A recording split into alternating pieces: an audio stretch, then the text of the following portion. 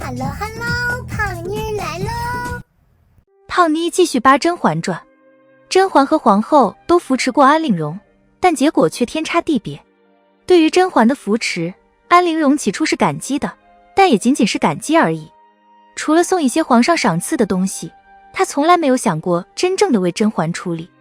她嫉妒甄嬛和纯常在的感情，恼怒甄嬛把浮光锦送给浣碧，甄嬛送她头钗，她也觉得是看不起她。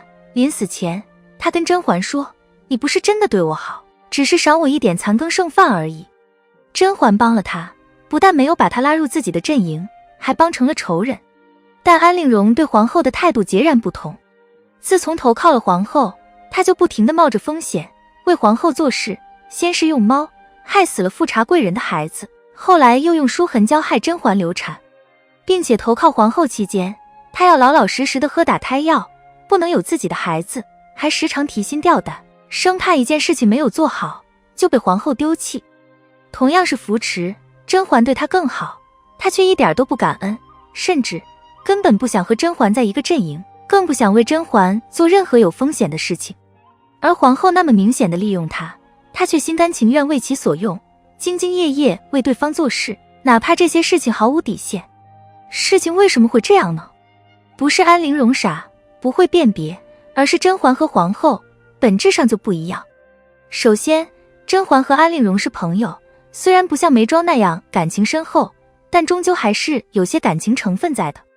为什么眉庄被禁足后，第一个想到的是扶持安陵容呢？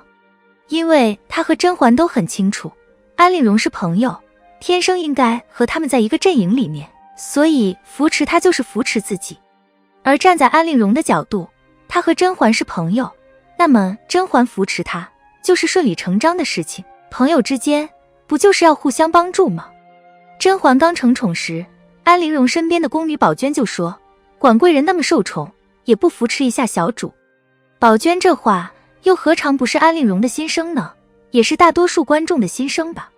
作为朋友，既然你受宠了，可不是得顾着朋友们吗？起初甄嬛没有想到这一出，安陵容虽然嘴上不说什么，心里难保不失落，只是也不好说什么。后来甄嬛终于扶持她，自然也不会有多大的惊喜和意外，所有人都觉得这是情理之中的事情。倒是甄嬛如果一直不扶持她，反而会落个冷漠自私不顾朋友的名声。很多事情一旦掺杂了感情，就很难讲利益了。特别是如果这段感情一开始就没有掺杂利益，后来再讲利益，难上加难。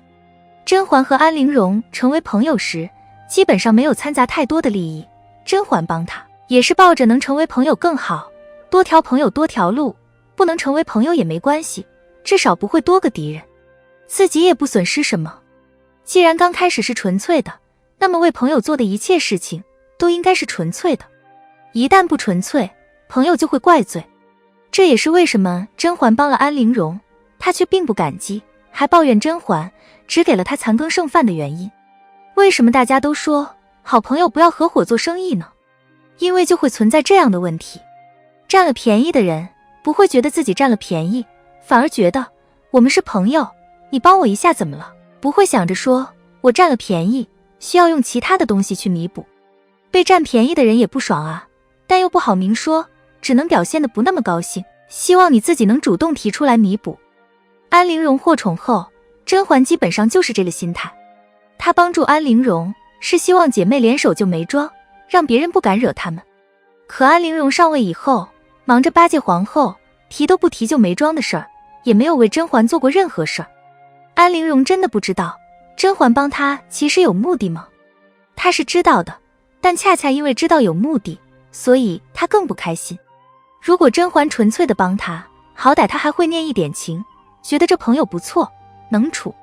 但甄嬛帮她是因为眉庄被禁足，甄嬛势单力薄，所以扶持她稳固自己的利益。如果是一般人，会觉得这没什么呀，你帮了我，我也能帮到你，把利益捆绑到一起，双方谁都离不开谁，这样的关系才牢靠呢。但他们是朋友，一旦掺杂了感情，就会提高对人的要求。安陵容会觉得你帮我有自己的目的，所以你并不是真的对我好。既然你都不对我好，我为什么要感激你？我对你这个朋友很失望，所以我才不要为你做事呢。再加上安陵容虽然不受宠，但她和甄嬛的地位其实差别并不大，一个贵人一个答应，差了2个等级而已。何况贵人在后宫里也是不值一提的，连一公主位都不是。和自己地位差不多的人，哪怕他样样比你强，你也不会觉得他多厉害，也不会仰视他，并且随时会背叛他。原因很简单，既然地位差不多，我凭什么要居屈于他之下？我自己另立门户，不比跟着他强吗？这也是为什么安陵容不但不感激甄嬛，后来背叛起来也那么理直气壮的原因。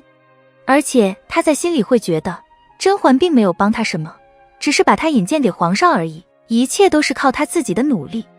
皇后扶持安陵容也有目的，就是想让他帮忙打胎嘛。这一点安陵容很早就知道了，但因为他和皇后不是朋友，是很纯粹的利益关系，其中不会掺杂感情，所以他很自然地接受，想要投靠皇后就需要一直为皇后做事，而皇后提供的是用后位保他荣宠不断，就是赤裸裸的价值交换。因为不掺杂感情，双方都心知肚明，一个拼命的做事证明自己，一个则不停地提醒打压，牢牢控制住对方。安陵容也是不感激皇后的，但这不重要，他们本来就是合作关系，只要双方都拿到自己想要的就好。而且皇后的地位比安陵容高出很多，在绝对的权势碾压下，安陵容更愿意付出，也更愿意听话。而且因为等级差别太大，她并不知道皇后的能力边界在哪，会盲目的放大对方的价值。比如他爹被救，他就觉得是皇后的功劳，觉得这后宫还是皇后说了算。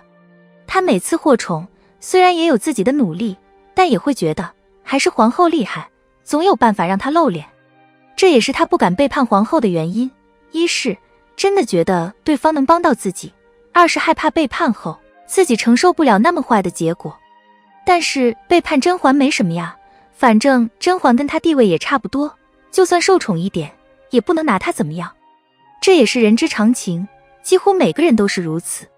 想想某些家庭是怎么对待亲戚的，就知道了。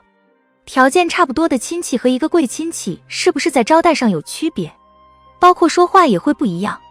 差不多的亲戚之间什么话题都能聊，但贵亲戚聊的时候可能就担心说错了话。安陵容从小所受的教育和大多数人一样，所以她的表现也和大多数人一样，而不像一个宫斗高手。对于普通人来说，宫斗高手的觉悟恐怕很难有了，那就遵循以下几个原则吧。一，别和朋友谈利益，会伤感情，大家互帮互助是应该的，这也是为什么人要交朋友，朋友就意味着大家默认互相付出不求回报。二，不要扶持和自己等级差不多的人，因为他背叛的成本很低，也很难尊重你。如果一定要扶持，那就抱着帮一把的心理，不求回报。三，要让别人得到好处，不管别人帮你有没有目的，要让人知道你不是白眼狼，不然下次就没人帮你了。好了，今天的内容就到这里，订阅胖妮，下期更精彩。